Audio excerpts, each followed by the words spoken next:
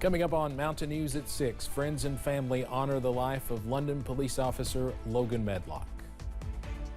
And we talked to friends who knew David Sanford, a 55-year-old doctor who died yesterday in a plane crash in Harlan County.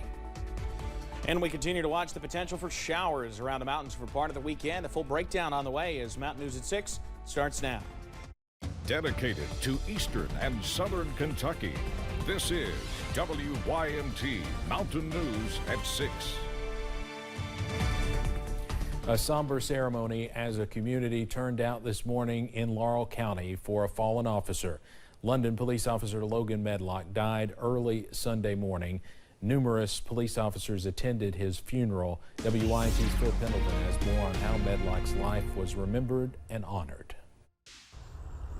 Logan Medlock was just 26. He grew up in a police officer family and dreamed of wearing the badge. Today, hundreds of others who felt the same calling turned out to honor his life. He's one of the good guys. He was a hero here. All he wanted to be as a young kid was a police officer. Police officers from throughout Kentucky packed nearly every seat in the large church to hear about a young man who did so much in such a short time. Logan's life was so very short, yet so incredibly well lived. When we think of what we ought to do, Logan did it. Logan lived life fully. He lived probably more than 26 years than most people could live if they were 100. The service lasted nearly 2 hours, with many talking of the integrity and the tremendous work ethic that he had. Then hundreds of law officers took part in a procession that stretched from one end of London to the other. Today, we're going to pause and we're going to say our goodbyes, and we're going to say we'll see you again, but then we're going to get back to it. And that's what Logan would want us to do, is to get back to it. Logan Medlock was killed Sunday morning when investigators say that a drunk driver crashed into his cruiser. He died doing the things that we try to prevent every single day, and that's to remove intoxicated drivers from the roadway. And now we're the victim of that, and yes, it does make us stop and pause. But officers say after mourning today, they will get back at it tomorrow, because that's what Logan would have wanted. In Laurel County, Phil Pendleton, WYMT Mountain News. Several police departments volunteered to patrol London and Laurel counties today so officers could attend the services. The visitation is just getting underway right now for a beloved Pike County firefighter. Randy Courtney died Sunday. He served as president of the Pike County 911 Board, the Pike County Firefighter Association, and was the chief of the Island Creek Volunteer Fire Department. His visitation and funeral are being held at the Pike County Central High School gym. The funeral is tomorrow at 1. Courtney was 61. The funeral for a well-known Eastern Kentucky historian was held today. Bob Smith died last weekend after a long illness. His obituary says he died in his favorite recliner, where he wrote hundreds of stories. We interviewed him several times through the years when we covered the Woolly Worm Festival in Beattyville. Smith was the publisher of the Three Forks Tradition newspaper, president of the Three Forks Historical Center, and an Army veteran.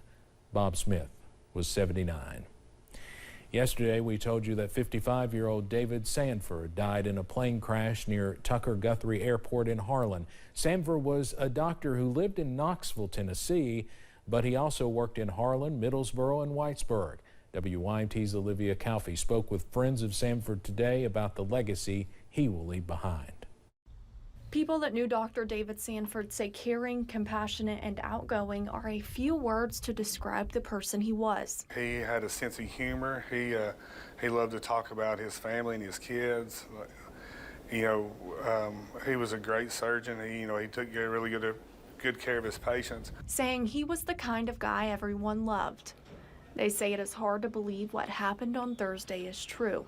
My heart sank, just absolutely sank. I immediately got on the phone and called 2 or 3 people, hoping that somebody had told me wrong. Putting his heart into his job each and every day. Coworkers say it was clear he loved what he did. I don't think we could have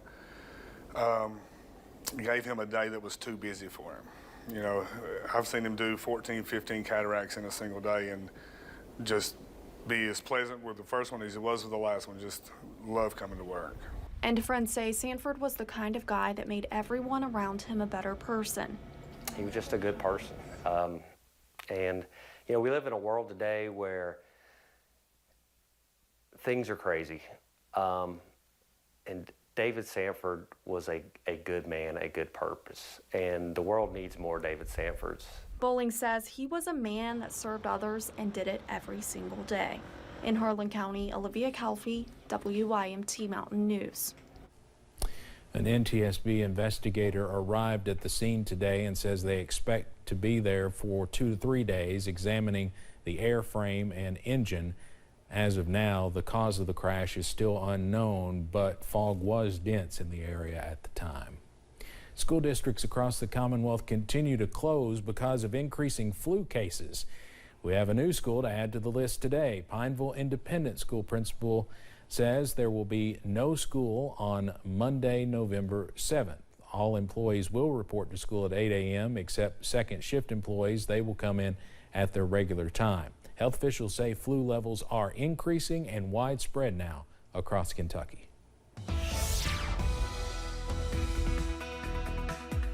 Continuing to watch the sun set on a warm and breezy Friday evening throughout the mountains.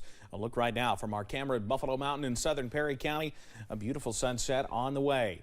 A warm one, too. Still 75 degrees in Perry County right now. Wind advisory in place. In fact, it goes into effect tomorrow morning for just about everybody. Running through tomorrow night. Wind gusts 30 to 40 miles per hour possible as we head into the day tomorrow. We're going to have to watch that wildfire danger as well. Middle and mostly middle 70s now. Lower to middle 70s for current readings around the region. It's those southerly winds, 5 to 10 miles per hour today, that have kept the warm air coming in, and even more expected as we head into tomorrow. Satellite and radar composites showing it's all quiet here, but those clouds getting going to our west, and big-time thunderstorms across northeast Texas. Several tornado warnings in place across portions of the Lone Star State. For us, all quiet.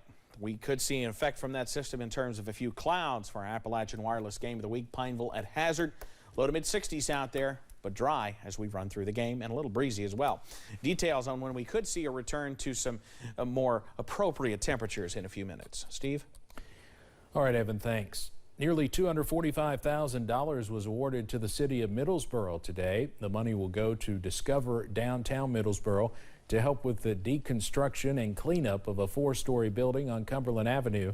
The building is the site of the former Middlesboro Elks home.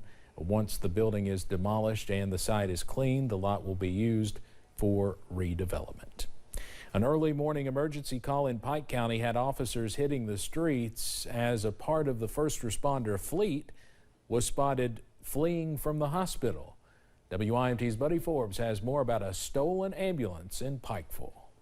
Calls about an ambulance stolen from Pikeville Medical Center ended with the arrest of one mouth-guard man. First thing we thought, I hope there's no one in the back of the ambulance, a patient, because that's a whole new set of issues and worries for law enforcement to be able to either pursue and try to stop the ambulance. Officers with the Pikeville Police Department say Stephen Reynolds walked out of the building where he was waiting for a ride, but decided to jump into an empty EMS truck, quickly leaving the area. There was never a pursuit. The ambulance got out of town, out of the city limits before we could locate it. After confirming there was no patient inside, officers worked with the ambulance service on a location. The ambulance company actually had a GPS tracker on the ambulance, and we were able to have basically play-by-play where it was passing and where it was going. So we knew where it was at each stage. Which is when a school resource officer with the Pike County Sheriff's Office was alerted the ambulance was headed his way. When we can reach out to these other agencies and within, I don't want to say minutes, within seconds, they've got officers stationed at different areas of the county already. So that was amazing, and it was quick. Once it passed Eastridge High School, the deputy pulled out and the ambulance pulled over, with Reynolds behind the wheel. Great work. He came out to the main road and initiated the traffic stop on it along with the KSP unit. When asked why he took the ambulance, officers say Reynolds replied, quote, "It was sitting there running and it just felt right." And though they were left with questions, it ended without incident, and that's the best thing that could have happened. No one got hurt. Reynolds was left behind bars. In Pike County, Buddy Forbes, WYMT Mountain News. Reynolds is charged with theft by unlawful taking for an automobile and possession of marijuana. He was taken to the Pike County Detention Center. Police in Laurel County need your help finding a stolen dump truck. Take a look at your screen. The truck was taken from a business in the southern part of the county Wednesday night. It's a 2001 International 9900 dump truck. If you have any information, you can call the Laurel County Sheriff's Office at 606-864-6600. We have an update to a story we first told you about back in June. 2 men escaped from work release in the Coal Run area of Pike County. 30-year-old Logan Hall was found and arrested Wednesday night in the Mousy community of Knott County. He was taken to the Pike County Detention Center. Hall faces an escape charge. 3 adults and a juvenile are facing charges in an assault case in Wise County. Police say the incident happened Sunday in the Mill Creek section of Pound, Virginia. Felony and misdemeanor arrest warrants were issued. 18-year-old Kennedy Addington, 18-year-old Gage Alexander Bowman, and 25-year-old Desiree Brooke Mullins were all charged with felony assault. The name of the juvenile and other details about the case are not being released. A Southwest Virginia man will spend 25 years in prison for his role in a child abuse case. Daniel Sherritt from Lee County, Virginia, was sentenced on Tuesday. Officials say Sherritt was convicted in October 2021 of maliciously wounding his 2-month-old child. Once he is released from prison, Sherritt will be on supervised probation indefinitely. A man was arrested in Mingo County, West Virginia yesterday on charges of sexual battery and child molestation. Justin Eugene Uten from Del Barton was wanted out of Georgia on several charges. He was arrested Wednesday in Williamson. Uten was taken to the Southwestern Regional Jail. He is waiting on extradition back to Georgia. And coming up in the forecast, showers look to impact part of the weekend, but will that affect the warm weather? The latest from Future View straight ahead. Plus, we take you to Letcher County, where a family is reopening their businesses destroyed in the flood more than 3 months ago.